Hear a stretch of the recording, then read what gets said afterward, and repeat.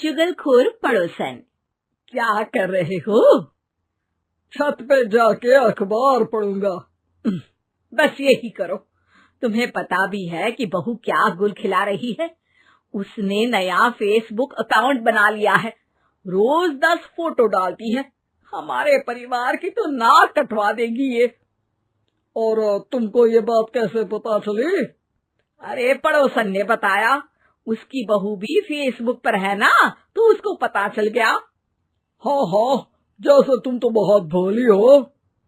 पड़ोसन रोज सास को उसकी बहू के नाम पर भड़काती थी। आज तो आपकी बहू कह रही थी मुझसे आके कि आप दिन भर खाती रहती है, खा खा के घटोत्कच हो गई है।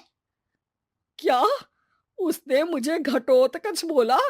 अरे वो खुद ना कटी सुपर्णखा है। आप कह रही हो तो सही होगा, लेकिन आप उसको बताना मत कि मैं ये सारी खबरें आपको देती हूँ। शाम को जब बहू पड़ोसन के पास जाती है, आज तो तेरी सास तुझे सुपर्णखा कह रही थी, कल ताड़का भी कह देगी। पता नहीं इतनी अच्छी बहू मिली है, फिर भी वो तुझे राक्षसनी क्यों समझती है? आप कितनी अच्छी हैं। आप मेरी सास की हर बात मुझे बता देती हो, वरना मुझे पता ही नहीं चलता कि वो मेरी पीठ के पीछे इतनी बुरी बात करती है। चालाक पड़ोसन रोज ही दोनों सास बहू के सामने उन दोनों की ही बुराई करती और चुगली करके बातें बता देती, ताकि दोनों में हमेशा लड़ाई होती रहे।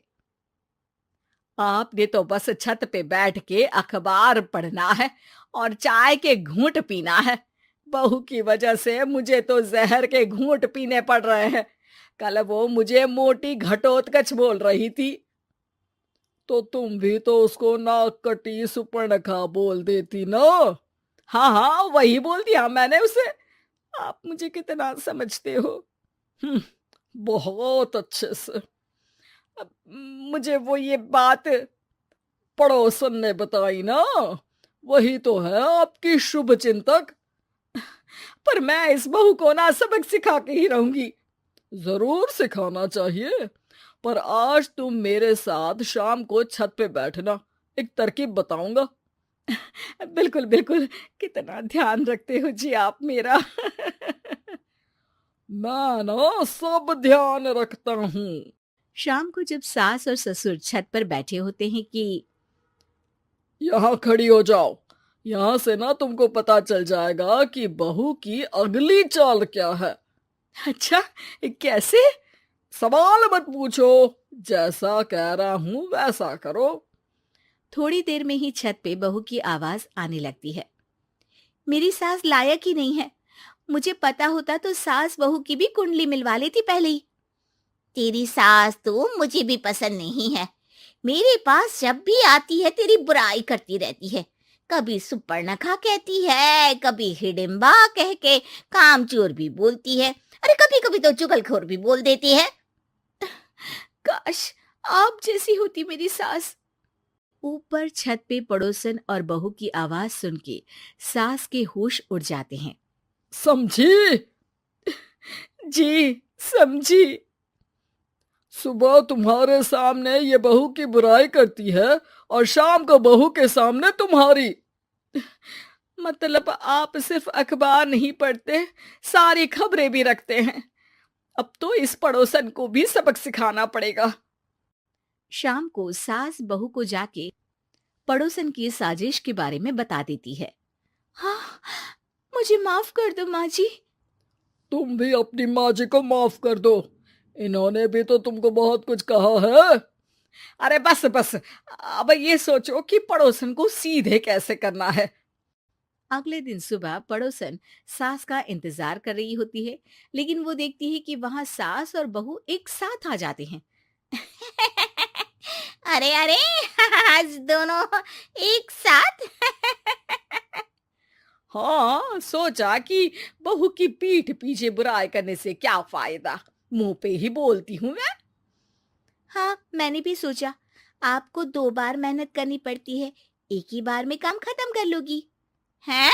वो मैं आप लोगों को कैसे पता चला? क्योंकि ऊपर वाला सब देख रहा है। पड़ोसन ऊपर देखती है, वहां ससुर खड़े होकर हंस रहे होते हैं। मतलब आप हमारी बातें सुन लेते थे? हाँ, सुन लेता था और मजे भी लेता था। आपको तो शकुनी होना चाहिए। क्या चाल खेली है आपने, एकदम सास बहू के सीरियल जैसी। तो बताओ पड़ोसन जी, मेरी बहू ने आपसे अब मेरे बारे में क्या बोला? यही बोला कि सास बहुत अच्छी है, बहुत ध्यान रखती है। अच्छा, और सास ने मेरी क्या बुराई की? नहीं ना की बुराई, हमेशा तारीफ करती है। भगवान सबको ऐसी सास दे। मेरी गलती है जो मैंने आप लोगों में आग लगाने की कोशिश की।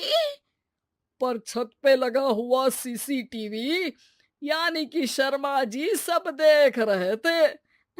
हाँ जी, मुझे माफ कर दीजिए। माफ क्या, आपको तो अब हम साफ ही कर देंगे अपने वालों की लिस्ट से। आज से आपकी और हमारी बात बंद, लेकिन बुराई जारी रहेगी। अब आपकी हरकत के बारे में पूरे मोहल्ले को बताना तो पड़ेगा ना आंटी जी।